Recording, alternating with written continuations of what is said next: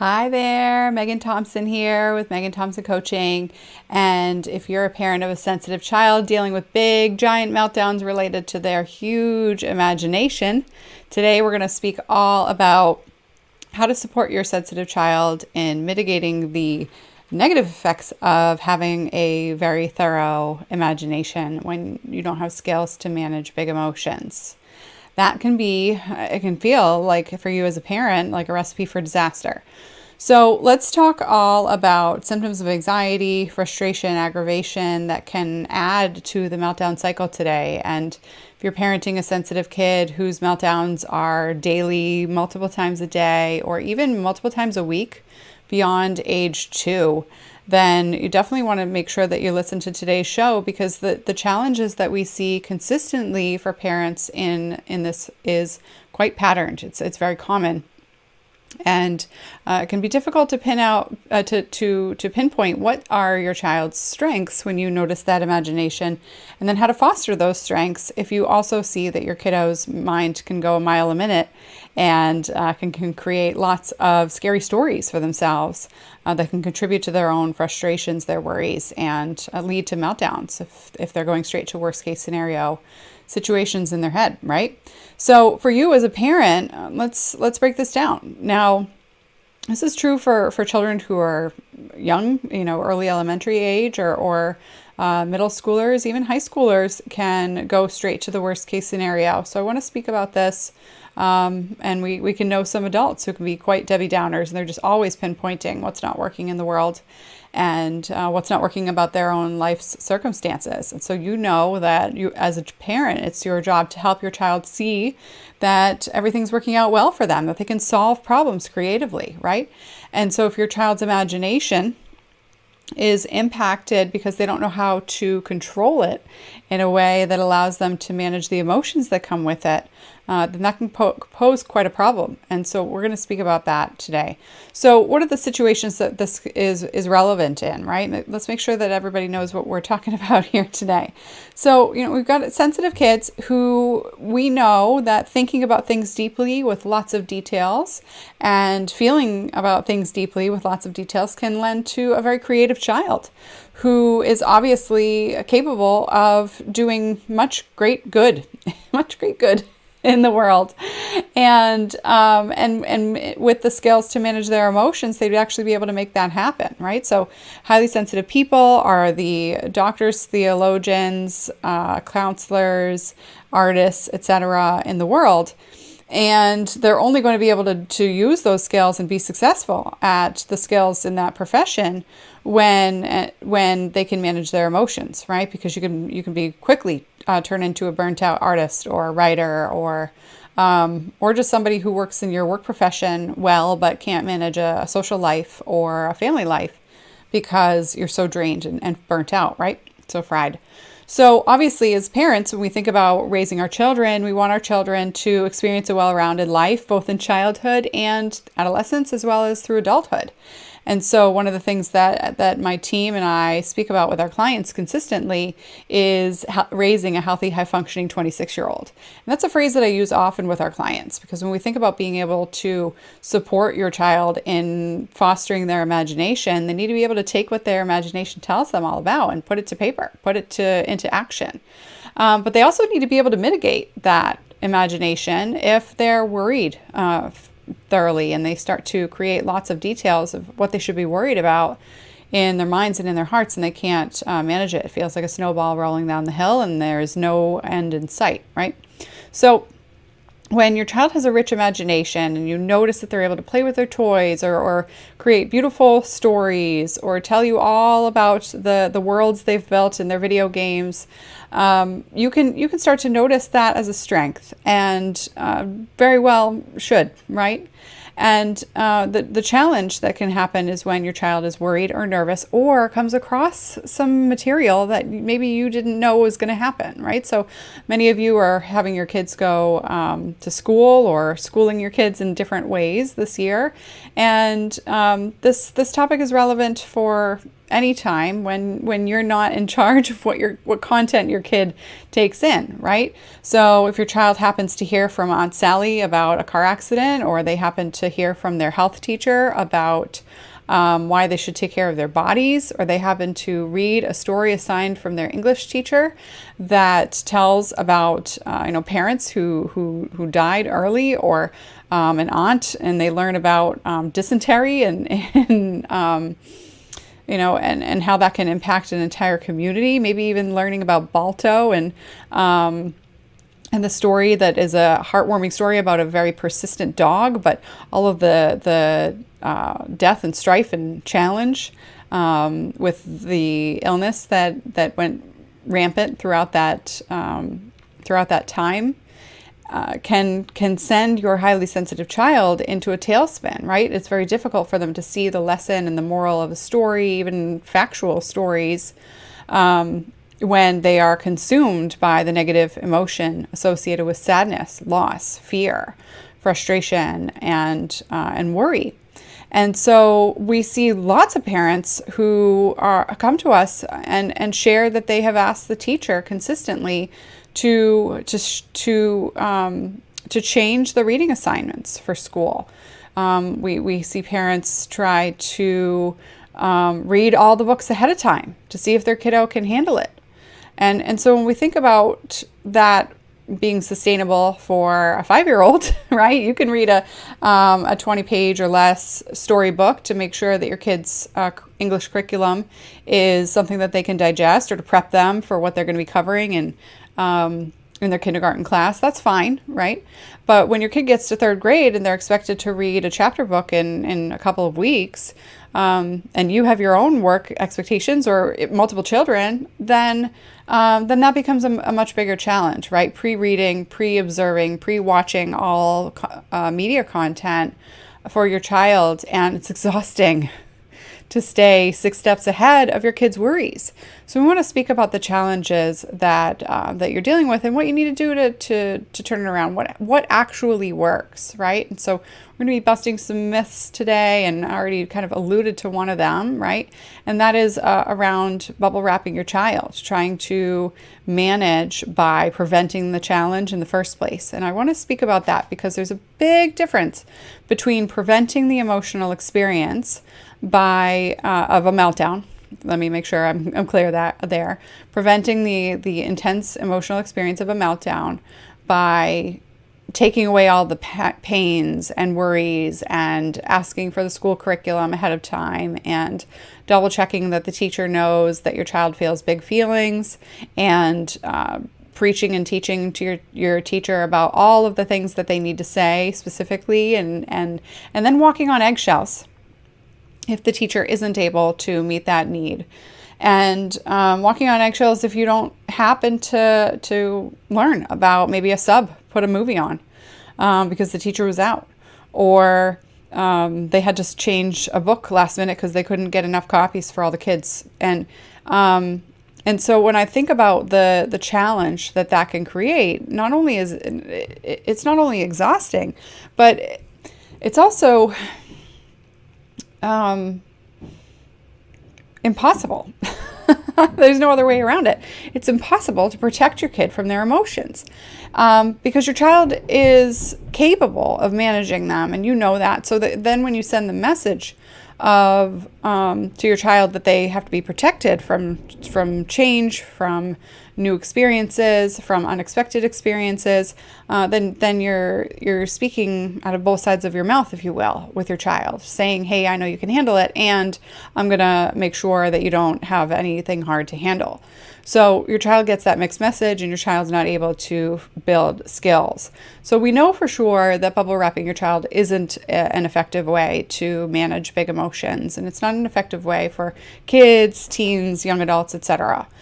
We could see parents who come to us who have decided to homeschool their kids because their kids can't manage their big emotions in school and can't manage the content in the classroom as well because of that. So it's not just that their emotions are big, when they're sad and disappointed. It's also that the curriculum is overwhelming for them. And now it's one thing for you as a parent if you've made an empowering choice to homeschool and this is a principled decision, right? But if it's a decision based out of survival, then that's something that you want to be able to take a look at. And we want to support you in double checking that that's the right fit for your family. So when we think about the challenge that highly sensitive kids are posed with when their big emotions take over, especially in that negative emotion and in learning and digesting media content, I'm not talking about, unsupervised social media content. Like, obviously, we want, as parents, to make sure our kids are watching age-appropriate material.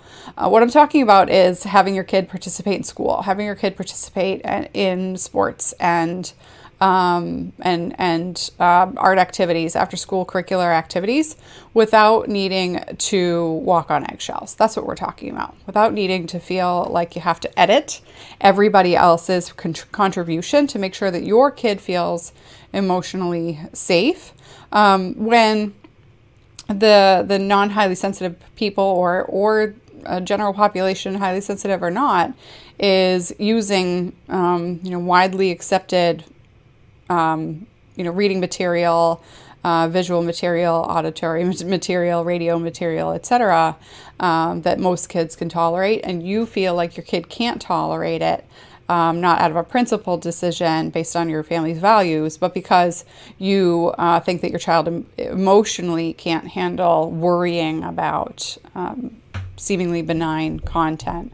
And so when we think about that challenge that we're really talking about here, for you as a parent, it's really important that you don't walk around trying to prevent all of these circumstances where your child is protected from those experiences. Because it puts your kid in a jail, if you will, of needing to feel like you run their life. And that can create a lot of frustration and comparison issues when your sensitive child compares themselves to other kids. And that creates a cycle where they feel they feel inadequate and incapable of managing their emotions, and they don't feel like they can trust that you trust that they can manage their emotions, right?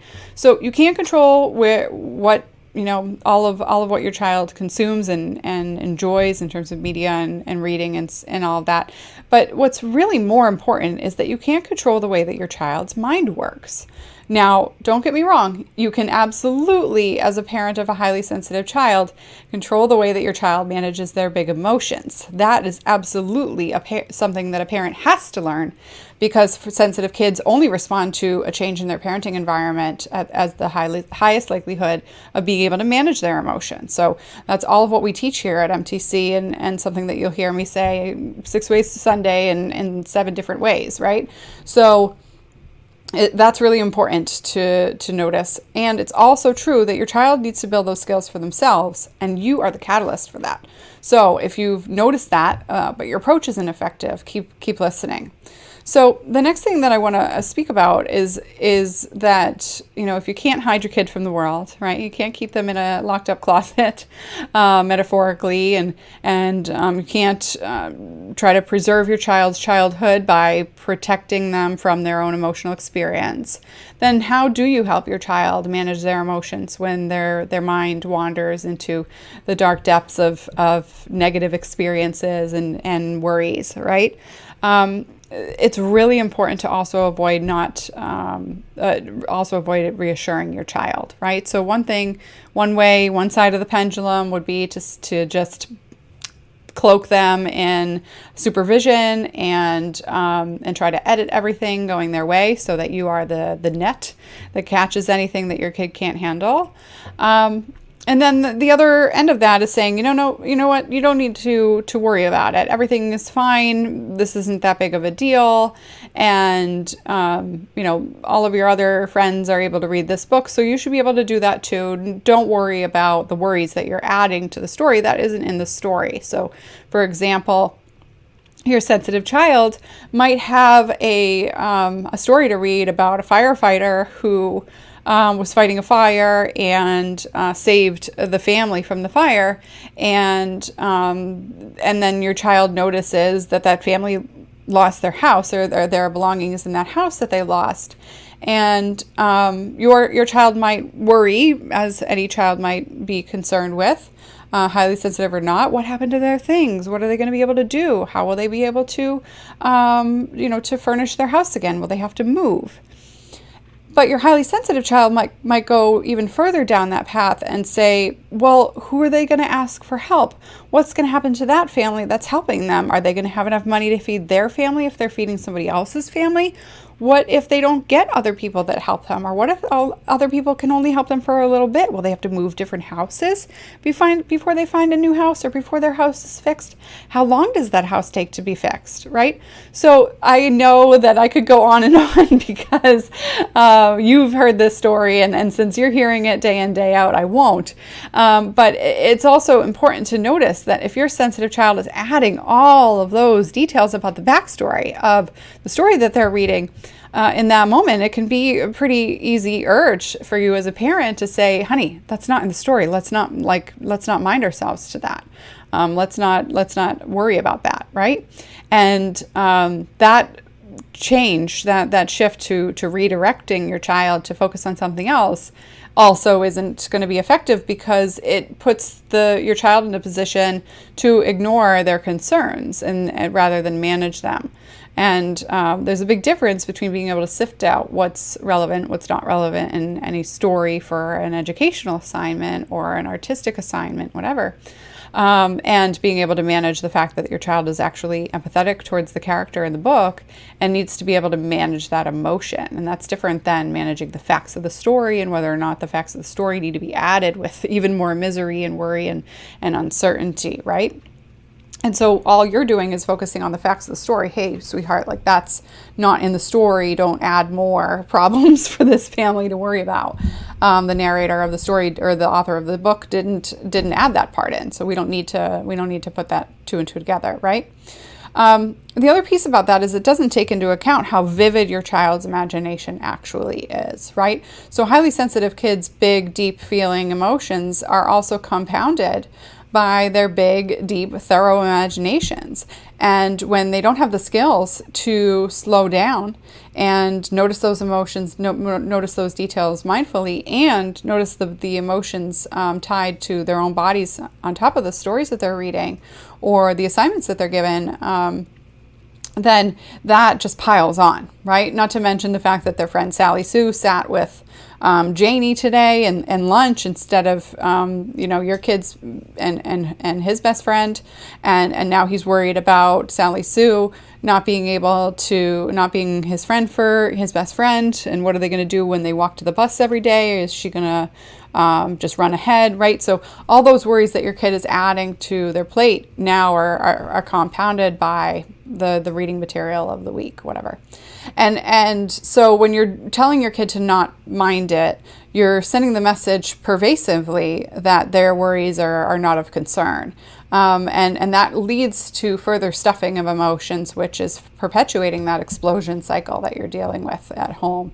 And so when we think about being able to turn this around, you really need to be able to support your child in noticing that their emotions are A-okay to have, and to playfully teach them how to communicate their emotions in safe and appropriate ways, and to process their emotions in safe and appropriate ways. And that's something that you as a parent need to be able to digest. And so when we work with our clients to do this, they've shared with us that many times they've worked with other professionals, taken their kid to a therapist, had them sit and talk about the issue of the week, and then just feel like they're not moving the needle, because it's not about the component. I read a scary story in English class today, and it was really hard for me to deal with. That's what the therapist is going to hear, right? If the therapist is doing any sort of talk therapy or even update therapy from the parents. If your child is, if you're taking your child to a therapist and they are willing to have a conversation to begin with, because we know for sensitive kids, that's another factor as to why therapy isn't effective for this population, because they aren't sharing what's really going on. But that's just the small picture, right? So it's really important to notice that the issue of the week isn't the root cause. And so if you're getting stuck in that by supporting your child in building skills, only practicing how to manage their emotions, if you can't catch the school fast enough to tell them that your kid should read an alternate story, then that's one part of the puzzle that just simply isn't going to fit in the right spot, right? So when we think about what's also important in this dynamic is to teach your child how to notice their emotions, communicate them safely, and do that without feeling overwhelmed and before they have a meltdown. So this is really important. Many parents are dealing with big meltdowns, and they can see that their child rides this intensity, and after the meltdown, they're able to express their emotions, and parents can notice that can be or can perceive that that's a good thing. My kid's telling me all of what's going on, but venting and getting rageful or having big emotions and getting quite tearful or throwing your body on the floor, that's a whole out of body, out of control moment. And when your child's having that big emotional explosion moment, it's exhausting and it's draining. It's not effective, and it doesn't actually end the cycle when they talk about their big emotions after that effect, right? It actually just keeps it going. And so it's really important to tease out, how is your child communicating their emotions with you? Are they only doing it after their meltdown? And if that's the case, then preventing the meltdowns in the first place is absolutely important.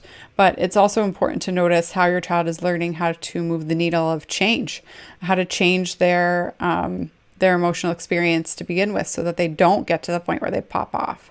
And then finally have that pressure cap released, so that they feel like that they can, they're tired enough, where their anxieties aren't holding them back from telling you what's really going on. And that level of exhaustion is a desperation exhaustion that your child is having those moments of clarity in. And that is not moving them towards being capable of managing their emotions on their own. So unfortunately, it's really important to notice that this is not an appropriate, effective way to see that your child is communicating their emotions. So when we think about the challenge that many parents can be stuck in is in teaching those coping skills, trying to teach your child how to notice that they can stop the story going on in their mind, and then how to do that in a way that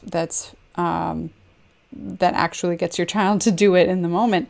They need to be able to do that by feeling safe and secure in their own emotional experience, by being A-okay with the fact that they're a sensitive kid or teen, and then being A-okay with the fact that adults are there to help them, being able to mitigate any negative experiences, take breaks from reading stuff that are intense, topics that are hard, and going back to it. Right? And because many children, when posed with the option to ask their teacher to read a different book, are going to shy away from that, because the supports that they are asked to advocate for themselves and to put in place create a fair amount of fear. We see a lot of kids where they don't want to use the supports that they put in place because that they are fear being singled out, right? So many parents will advocate for their child to read a story in a different place so that they would be okay to cry. But your sensitive child doesn't want to be isolated in their big emotions either, right? So those skills, those strategies, those approaches don't actually, they're not practical for your kid, and they don't feel like a true solution. So your child needs to be able to manage their big emotions in a way that keeps them in the room, keeps them around people whom they know care about them. And that's really important. They need to be able to choose how to manage their emotions in the moment, rather than feeling like they have to escape the moment in order to finally feel regulated.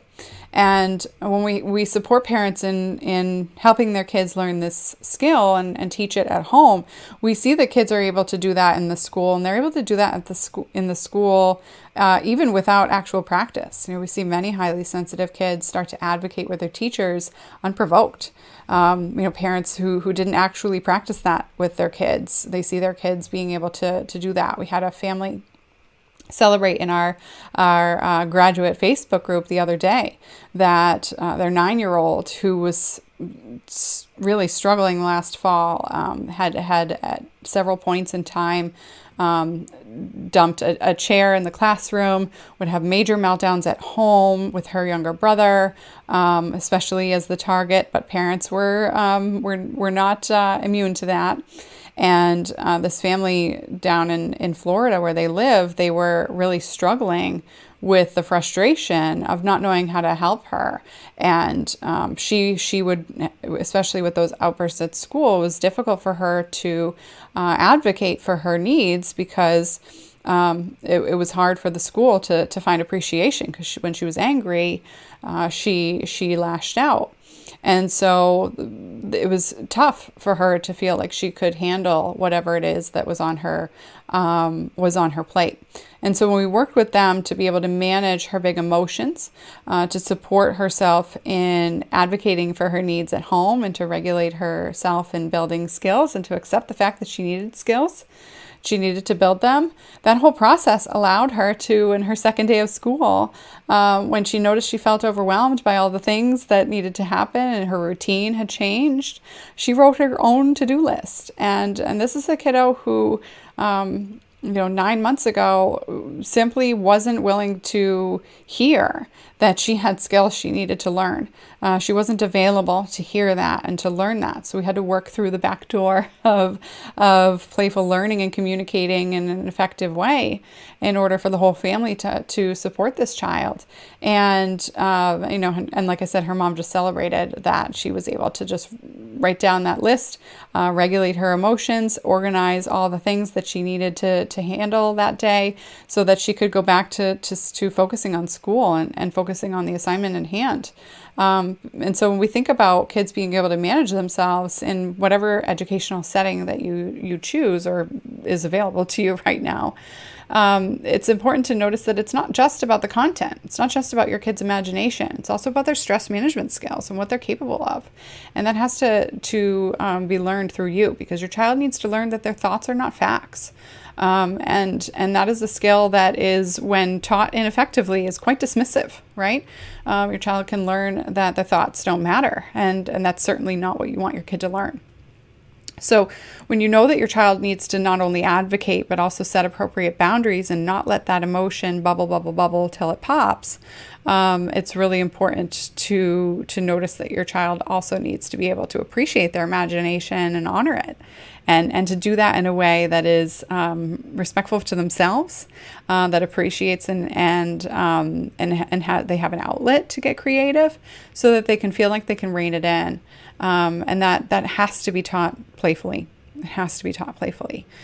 Children play is the learning of children, the language of children, and it is the forefront way for children to learn, and for humans to learn. We learn much better when we're playing, as well as adults, but we tend to forget that or push through.